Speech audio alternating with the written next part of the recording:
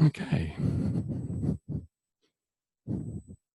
So please stand in a way that you feel well balanced and that you feel safe.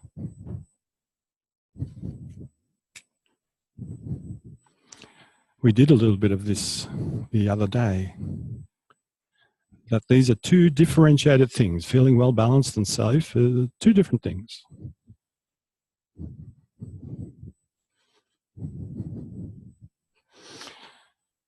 Now, let's do a scan.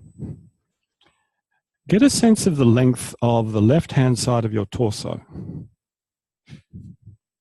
From the left armpit to the side of the left hip.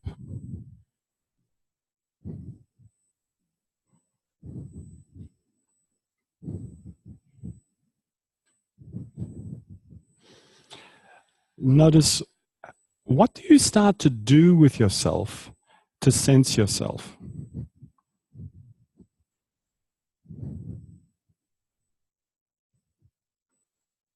Now get a sense of the length of the left side, left armpit to left side of hip.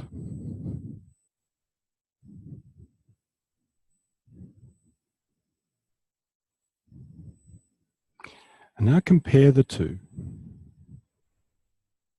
Compare the right side, the left side, in reference to their sense of length.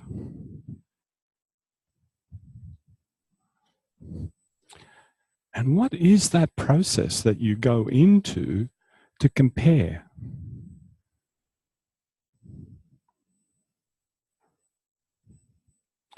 Now go across to the rib cage, the right-hand side of your rib cage, and sense what's happening in that right-hand side of the rib cage as you're standing there. What's happening at the front?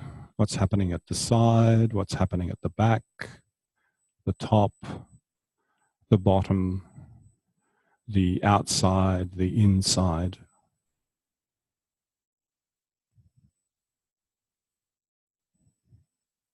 Sense any movement happening in there? Sensations?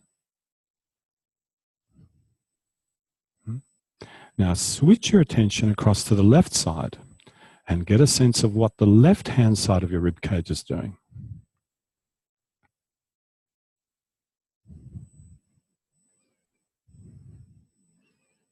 What movements do you sense happening? What sensations are present? Front and back, up and down, inside, outside.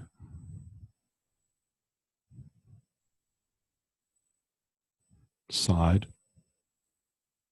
Now compare what you experience on the right with what you experience on the left. And there's something that we all do to make that kind of perceptual judgment. What is it? What are you doing to discern a difference, or maybe not a difference, between the right and the left? Now intentionally shift your body weight so that it's over your left leg and left foot. Stay there for a moment and return. Just that. Shift your whole body weight so that it's over your left leg and return. And sense through yourself from your feet to the top of your head, from your feet to the top of your shoulder, from the feet to the top of your waist, through that left side. What happens when you shift your weight over that left leg?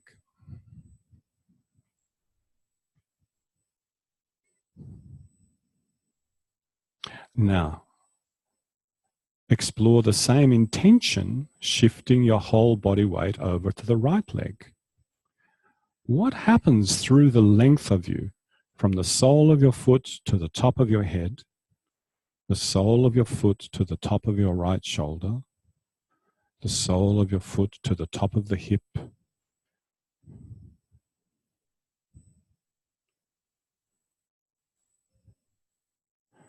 And now go left and right, then right and left, and compare.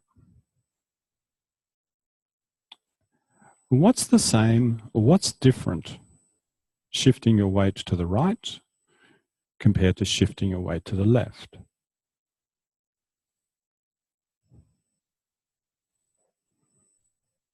Good. Let that be, and without disturbing yourself too much, lie down on the floor on your back.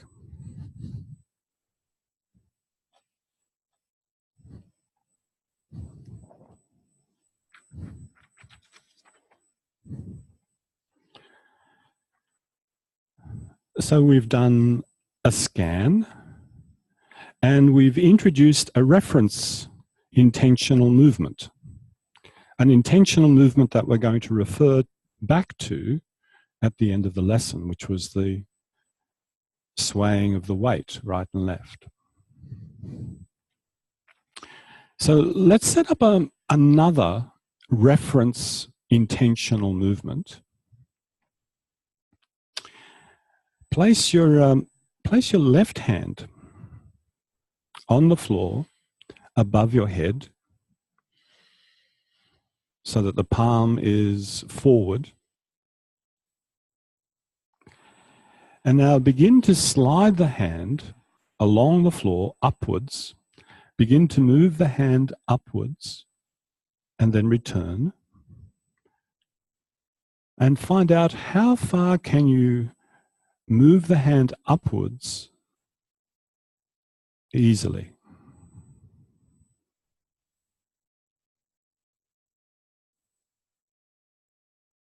The legs are long, lying on the floor. The other arm is on the floor beside yourself.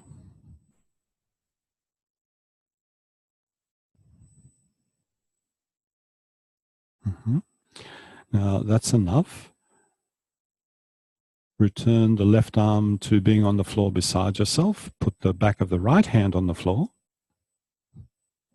And now let's make something explicit rather than leaving it implicit. So this is your starting position. It's a place that you start from. As long as you know that you're more or less lying on your back and your legs are long, you can do anything you like. Begin to move the right hand on the floor upwards and then return. And over a series of slow repetitions, find out how far can you slide your hand easily.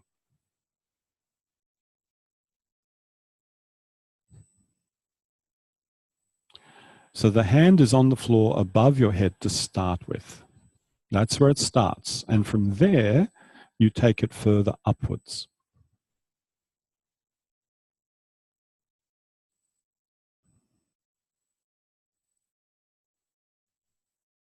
And as long as you know that you're on your back and your legs are long, you can do whatever you like.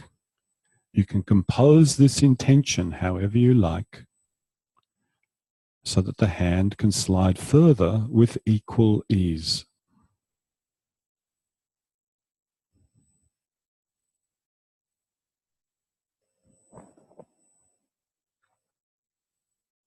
Okay, that's enough. So far, everything has been either a scan or a reference of something, a reference movement that you're going to come back to.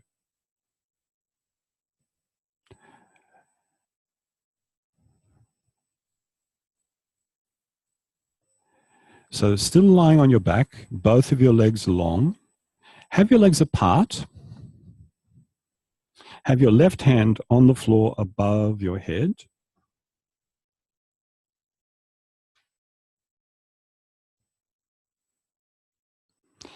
And that right heel, could you press the back of the right heel into the floor, not the side of the heel, the back of the heel, and begin to roll the heel on the floor as if you wanted to use the rolling movement of the heel to move your left hand further upwards.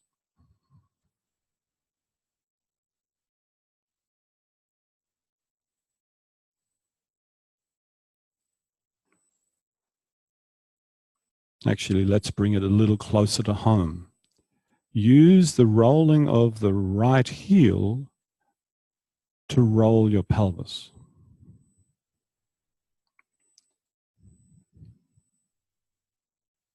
Now, which way to roll your pelvis? Up towards the head, down towards the feet.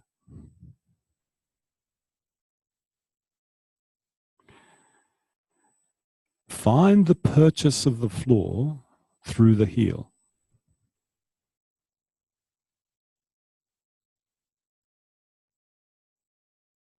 If you sense the heel sliding on the floor, look for another way.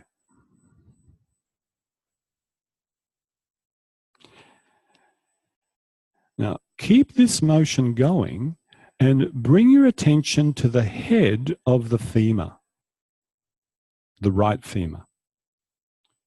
As you roll the heel upwards, which direction does the head of the femur move? Is it one direction? As you roll the heel downwards, which direction does the heel, the head of the femur move?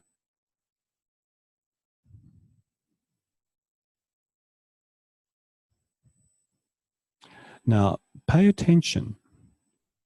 Can you detect in yourself that the head of the femur moves upwards in the direction of your chest when you roll your heel upwards, and moves downwards in the direction of your feet as you roll your heel downwards?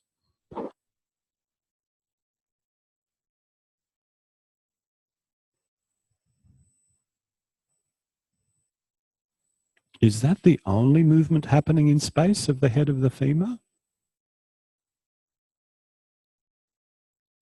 Pay close attention as you roll your heel upwards to roll your pelvis upwards. Does the head of your femur move a little bit forwards, further from the floor? And as you roll the heel downwards to roll the pelvis downwards, does the head of the femur move a little backwards towards the floor?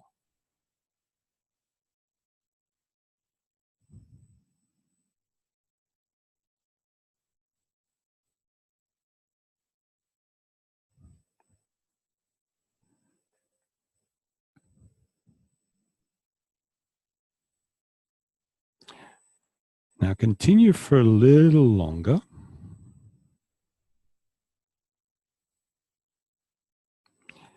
And form in yourself the intention to not only just roll the pelvis, but to go back to the original intention in the first Jello pudding lesson, to push and pull the spine by rolling the pelvis.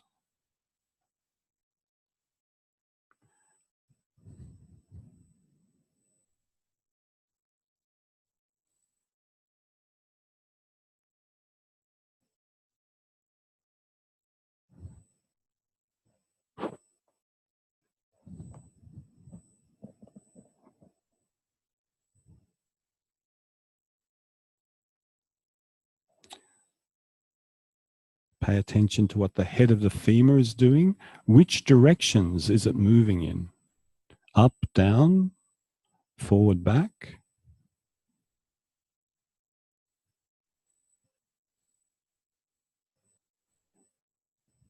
In each one of you, most likely that movement is happening, but in different proportions.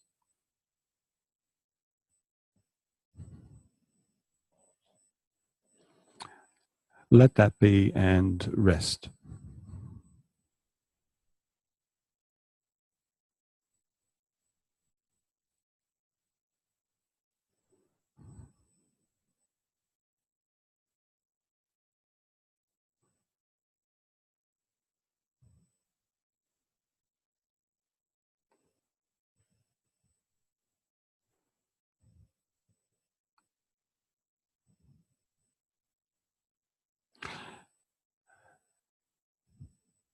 So this attuning of attention to possibilities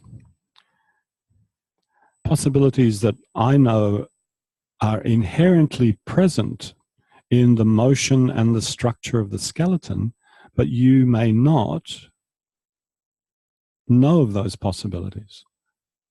So I direct your attention to those possibilities, and as best as I can, in a way that doesn't tell you, do it.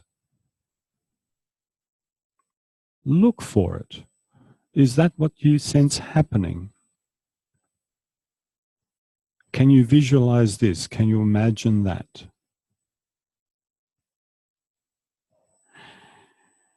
Now leave your left leg long and bend your right leg.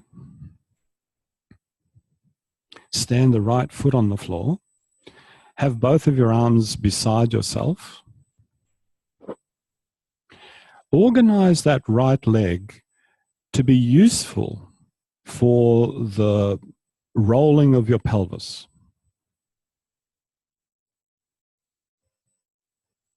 And now start to use your right leg to roll your pelvis upwards and then downwards.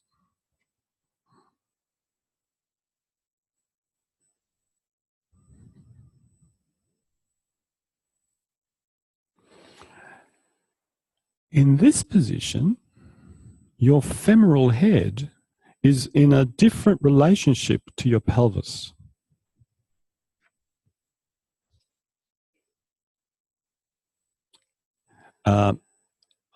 Upwards is always towards your head. Forwards is towards the roof. Backwards is towards the floor. Yeah, I try to be more precise. No, that's okay. I'm glad you asked.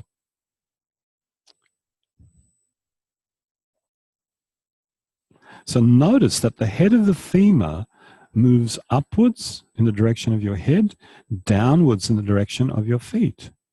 Does it? Is that something that you feel, or is that something that you imagine and think?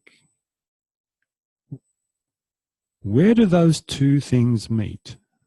The thinking and the feeling. Now also notice, does your head of your femur go a little bit forwards in the direction of the ceiling or backwards in the direction of the floor? Well, it really all depends on how you're using your leg. Could you roll your pelvis in such a way that it emphasizes the forwards and backwards movement of your femur?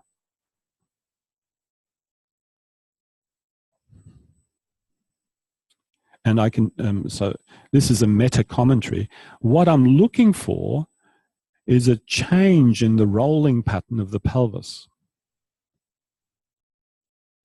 You're still rolling your pelvis upwards, but it might have a different component. It could be upwards and slightly either to one side or the other. So it's a complex movement. And now find a way of using your leg so that you experience the head of the femur moving upwards and downwards towards the head, away from the head.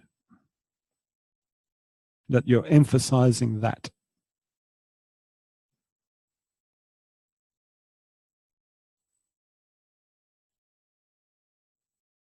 Mm-hmm. And is there a medium for you? And what would that medium feel like? Maybe the pelvis rolls a little easier. When you find just the right combination of motions in space of the head of the femur, maybe your pelvis rolls a little easier without you having to do any extra work. Now continue doing what you're doing and use the power of your leg to push and pull the spine. Pushing the spine upwards, pulling the spine downwards.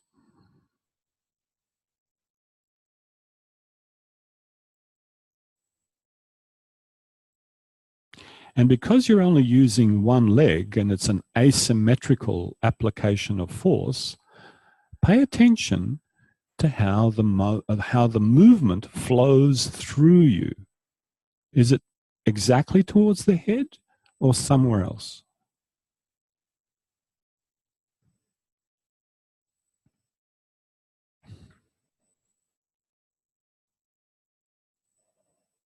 Great. Let that be and rest.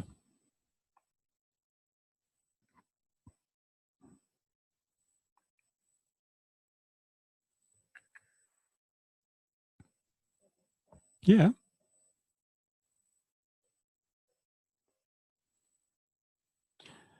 Do I mean that when sorry, my hearing's not good. Yeah. Yeah. I mean longitudinally. Yeah. So so in terms of two vectors of force, you have the side vector bigger than the longitudinal vector. What would you do if you balance that? See, I can talk like that to you and you understand what I'm saying. Right. You do, don't you? Yeah. Yeah, there we go.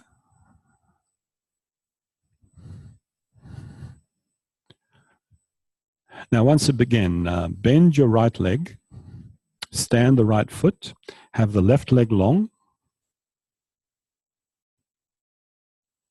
have your arms lying beside your torso. Now, still using the power of that right leg, could you begin to roll the pelvis and roll the torso a little bit more onto the left-hand side? And then return.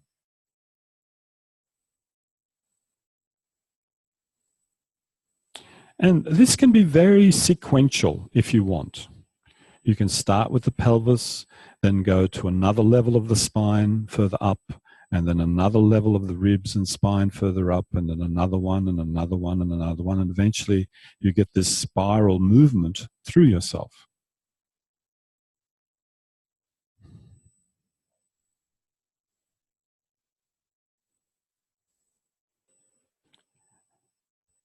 And I would invite you to keep on paying attention to how you use the power of your right leg to accomplish this. To roll the pelvis a little bit more into its left-hand side, then the lumbar spine onto its left-hand side, then the rib cage a little bit more into its left-hand side.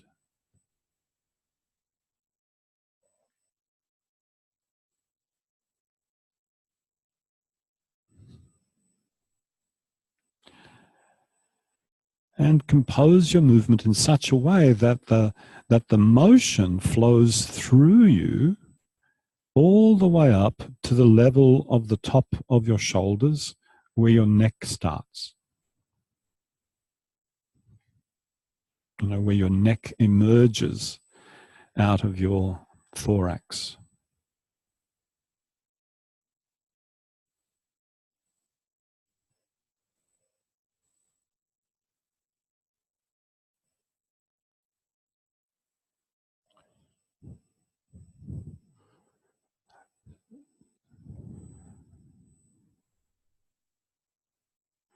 Now let's make one variation for a contrast.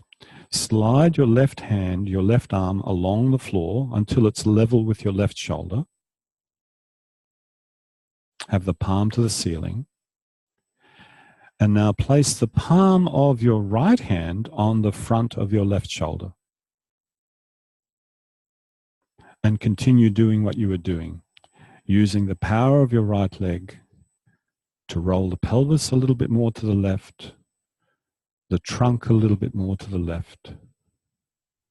What's different? When your right arm is in this position, rather than lying on the floor beside you to the right? What's different?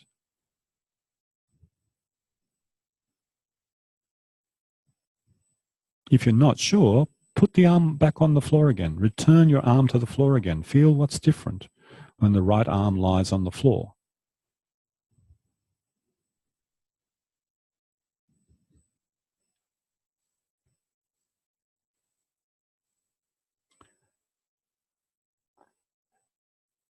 Now, change the position of your right hand again. Instead of your hand resting on your shoulder, rest it on the fleshy part of your left upper arm.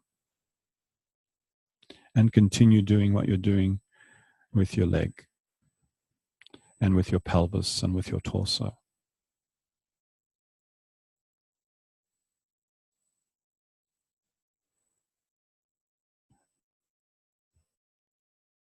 Now you have three possibilities. The right arm can be on the floor beside you. It can be on the shoulder. It can be on the bicep, the fleshy part of the arm. What about a fourth possibility? What about resting the palm on the left elbow?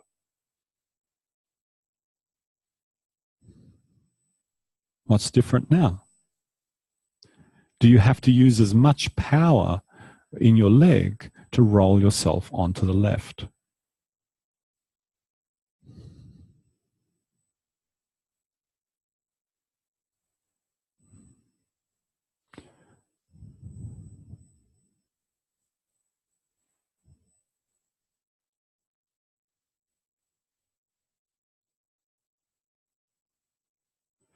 Now, the next time that you're rolled onto the left, stay there and begin to explore where can you roll that's not quite too far, so far to the left that you're lying on the side of the rib cage, and not far enough to the left that the spinous processes are close to the floor, but somewhere in between where you're lying on the angles of the ribs.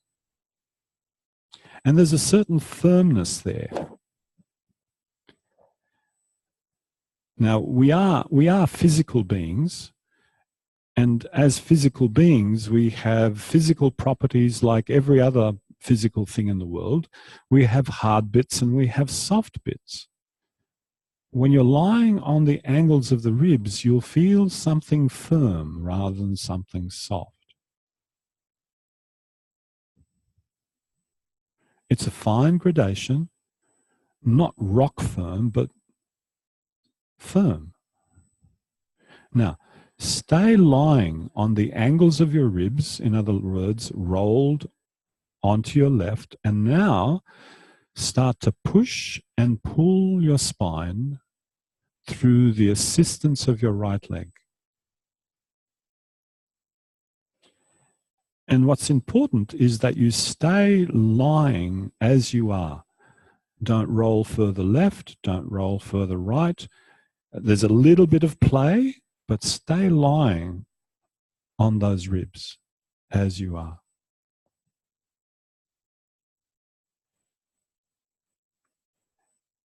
And you might start to sense that when you push, the front of your rib cage moves in a certain way. And when you pull, the front of your rib cage moves in a certain way.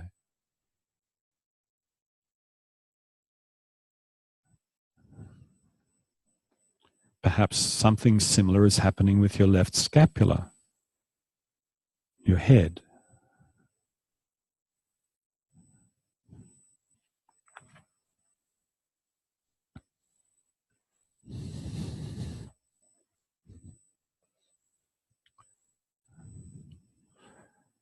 Go a little faster. Push, pull, push, pull, push, pull, push, pull, push, pull. What will be your metronome setting?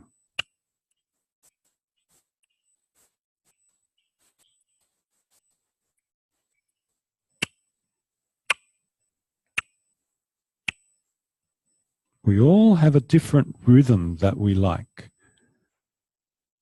We all have a different meter that we like.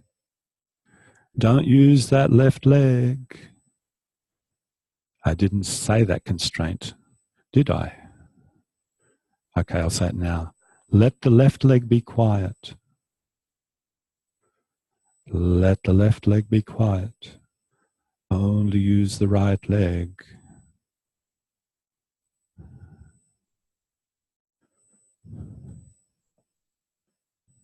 Good. Stop and rest, please.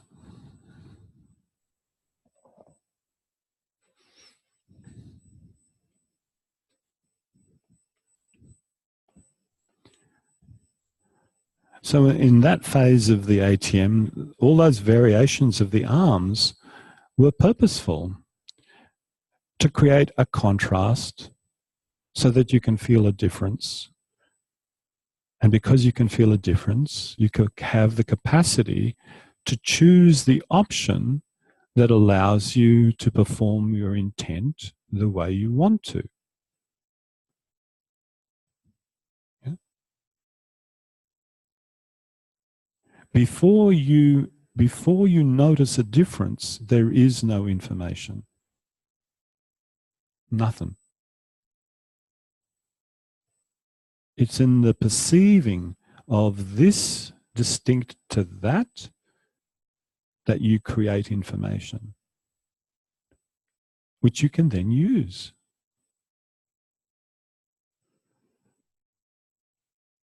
No variation and no attention, guaranteed no information.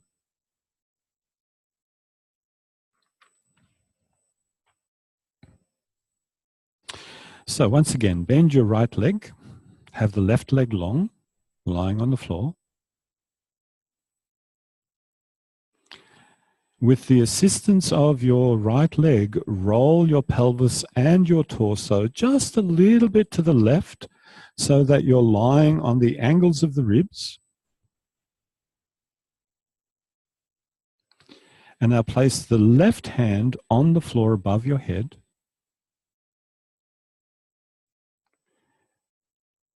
And start to roll the pelvis so that the spine gets pushed and then the spine gets pulled.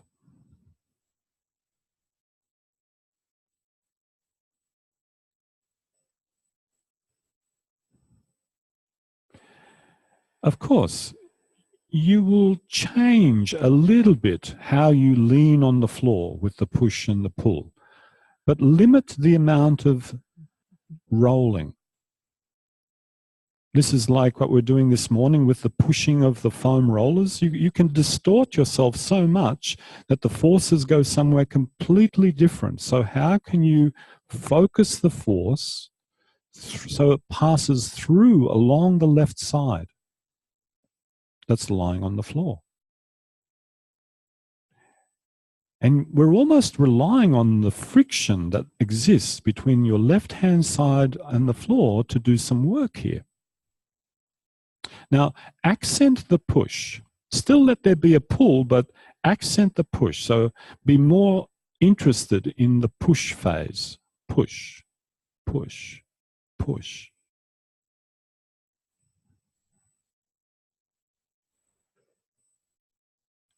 And explore the possibility of the push moving your hand upwards along the floor.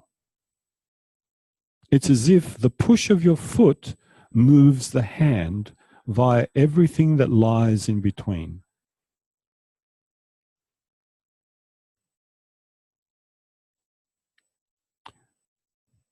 So you're accenting the push, and then you return. That's the pull. You push and you return. You push and you return. You're channeling the force up through the left-hand side. It's a really interesting diagonal from the right hip joint through to the left hand. It's a very long, shallow diagonal.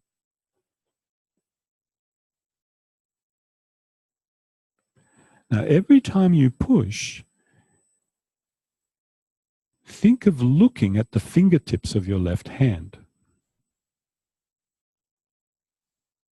With every push, look, look, look, look, look, look, look, look, look. And then start to do it. and let the movement of your eyes organize the movement of your head and neck. So you've got the oscillatory push, push, push, happening through the power of the right leg, moving through on that long diagonal through your lefts, from right to left, the hands getting moved, you're looking, the eyes organize the motion of the head and neck. And because the push of your left leg is influencing your spine, perhaps you can coordinate the movement of the head and the neck with the movement of the eyes, which is also coordinating the head and the neck.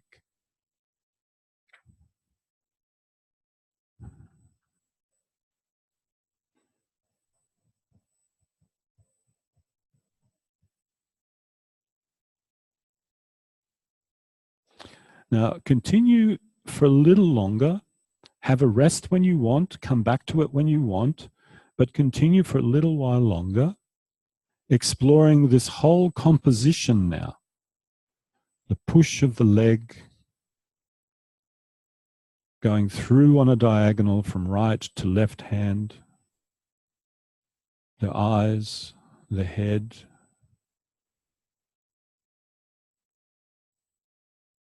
And make it simpler.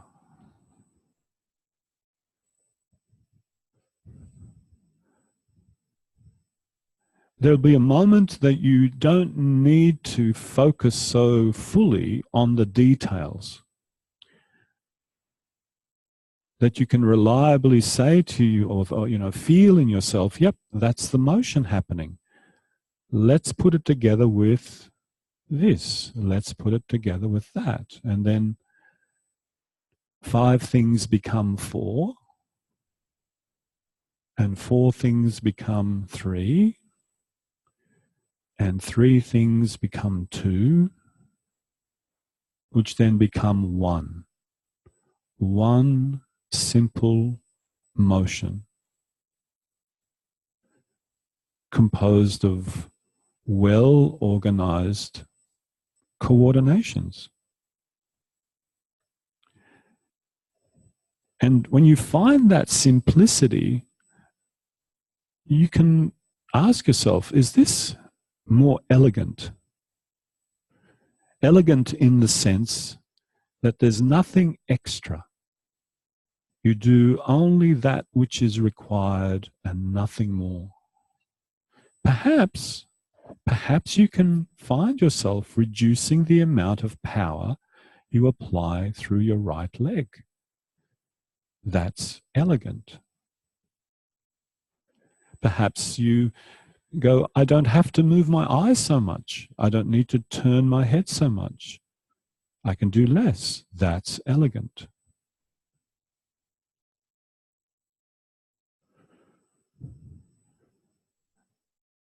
And then beyond elegant is another dimension. That the way you do it is aesthetically pleasing for you. That there is some source of satisfaction in what you're doing that can't be gotten anywhere else. It's just right for me. That pleases me. That is so me, however you want to say it. Yeah. Yeah, I'm a lousy art critic. I know nothing about art. But I know when I walk in a gallery and I see a portrait or a painting, I can go, I like it, I don't like it, I'm indifferent. But I know when I really like something, even though I'm an art schmuck. And I don't care what anybody else thinks, I like it. A few more movements and find out how little can you do to move that left hand on the floor upwards whilst lying rolled a little on your left side.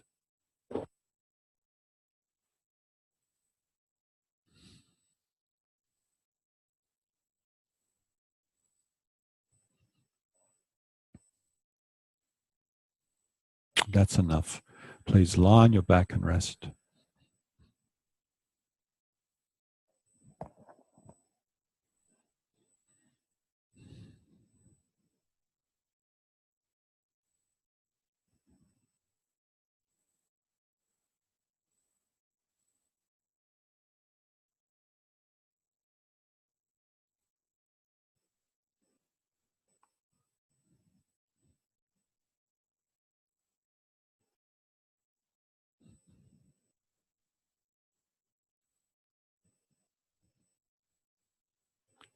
Now that's an interesting perceptual process.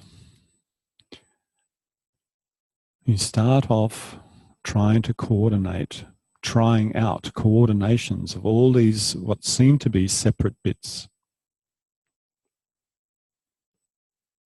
And then you start to put them together. And then as you start to use less effort, you find there are more bits than you thought there were. So you go to having more bits. Why?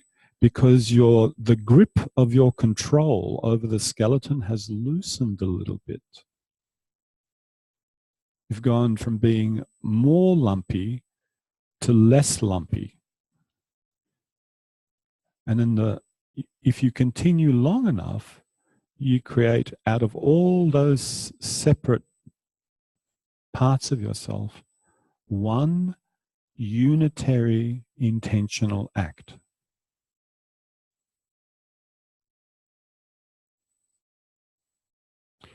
Leave your legs long and apart. Have your right arm lying on the floor beside you. Place the back of your left hand on the floor above your head. And knowing that you're lying on your back, and this is just a starting position, begin to slide the left hand upwards. And sense, what do you do with yourself now?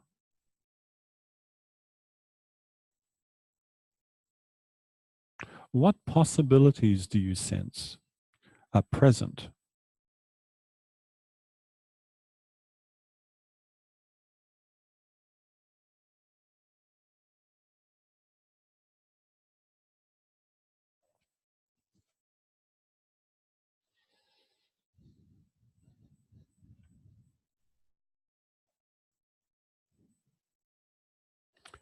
Maybe there's no need to push the floor at all in the way you were pushing before. Maybe there's an internal dynamics that can be used here where the purchase on the floor is enough.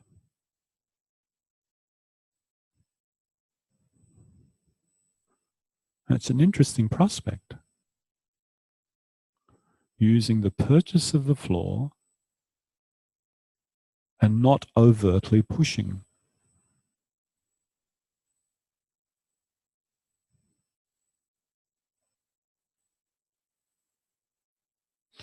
Leave that. And knowing that you are still in the lesson, right? The lesson isn't over. Come up to standing without disturbing yourself too much.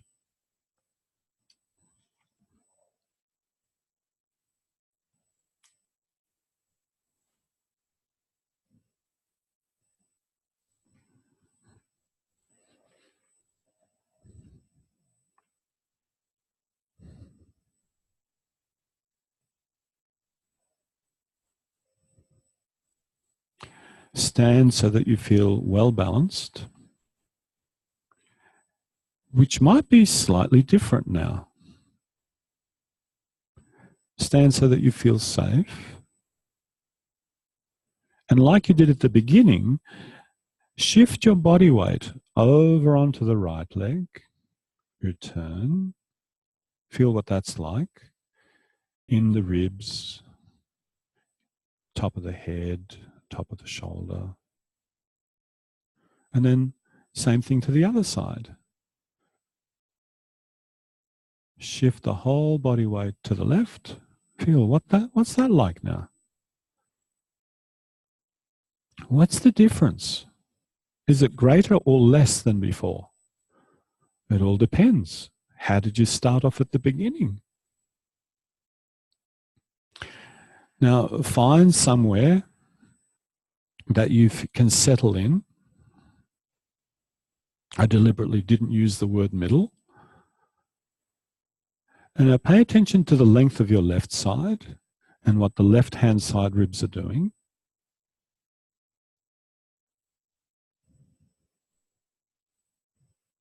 And then pay attention to the right side and what the right-hand side ribs are doing.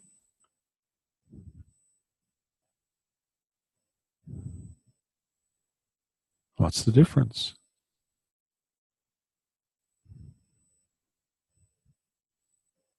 Let that be and walk, please. Now, we didn't do this at the start. But you'll notice that every time that you're standing and using the floor,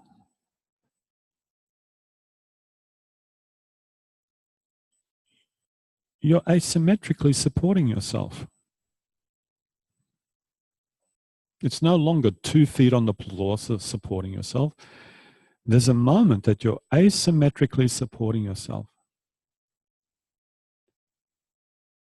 When you're supporting yourself over that leg, does your head go towards the ceiling or does it go towards the floor? And is it different standing over the right leg as you walk and standing over the left leg as you walk after doing this lesson?